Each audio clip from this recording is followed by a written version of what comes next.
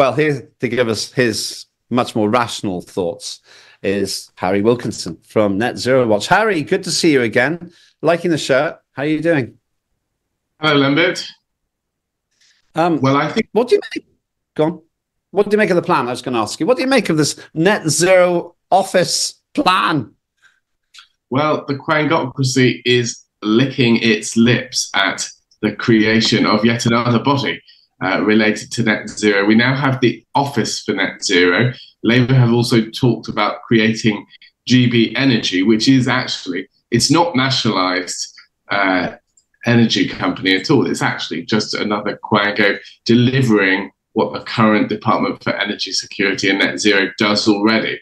And you know, this new Office for Net Zero is doing exactly the same thing. So we now have two new Quangos to do things essentially that the government already does through the Department for Energy Security and Net Zero. So there'll be many new jobs, you know, many new fancy people in suits in new buildings. Of course, millions of pounds more for the taxpayer, just to sort of indulge the egos of these people as they supposedly save us all from the threat of climate change. So, you know, this is going to work out very well for people from a certain background who I'm sure are very excited about all these new opportunities coming along.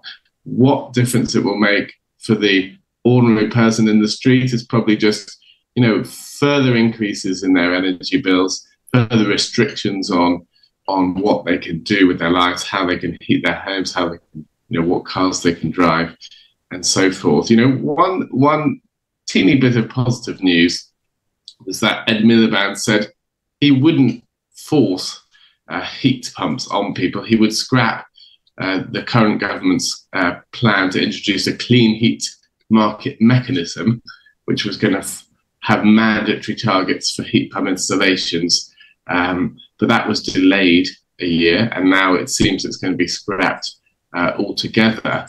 However, you know, with Ed Miliband's, you can only expect that he's playing tricks and that actually he'll introduce some quite significant interventions to try and force his net zero agenda upon people quite quickly. What those will be is still unfolding, but my hopes aren't all that positive, I'm afraid. Sorry, incidentally, just so that Truth Will Out comes back tomorrow, I'll just read this out. It's not relevant to what we're talking about. It says, I meant that in the nicest possible way. I love the Irish and their accents are wonderful. Yes, I know. But the fact is, what you said was just funny. That gave me a chance to do an Irish accent. But what Craig Barth says here, Harry, is net zero energy equals Middle Ages. And I would tend to agree. The idea of having zero carbon dioxide production in our grid is utterly balmy. Leaving aside the fact that, in my view, it makes absolutely, not a jot of difference really to the climate, which is perfectly able to absorb the minuscule amount of carbon dioxide that we generate. It's impossible to see, Harry, how the Labour Party can get to a net zero carbon dioxide grid by around 2030, when we're all meant to be buying electric cars instead of diesel and petrol. Well, in the past, increasing energy use was always associated with increasing prosperity.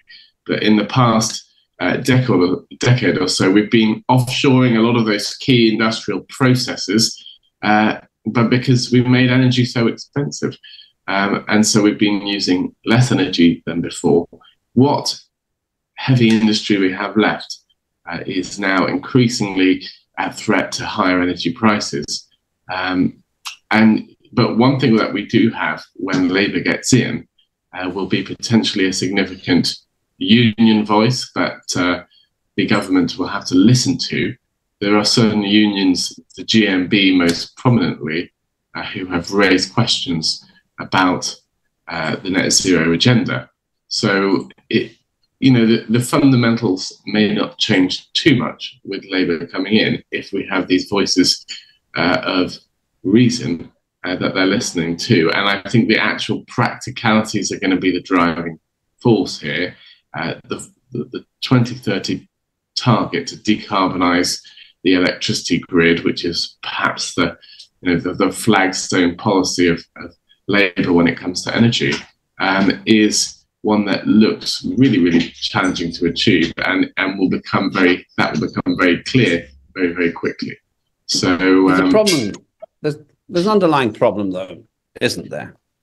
Net zero, to reduce human generation of carbon dioxide to net zero, is balmy because human beings aren't wrecking the climate. So the whole proposition is based on a false premise in the first place, but would cost something like up to £15 trillion for the United Kingdom alone. Well, it's something that we simply don't have any idea of how we're going to achieve affordably and in a way that doesn't just destroy our industrial society. And I think the way we approach this has to be completely contingent on whether people's living standards, whether the costs are improving, whether the cost of living is being protected, the cost of energy goes down. You know, competition can throw up all sorts of extraordinary things. You look at innovation in small modular nuclear reactors, for example, and you see a technology that has the potential to create, you know, quite a significant amount of low carbon and also low cost energy. So that if we have an innovation-led approach, I think we can do this. We can make progress in reducing our emissions step by step, and using technologies that actually work. You know, where there's a problem is where you have a mandatory target that says everyone's living standards is now contingent on us meeting the objective. You know, it should be completely the other way around.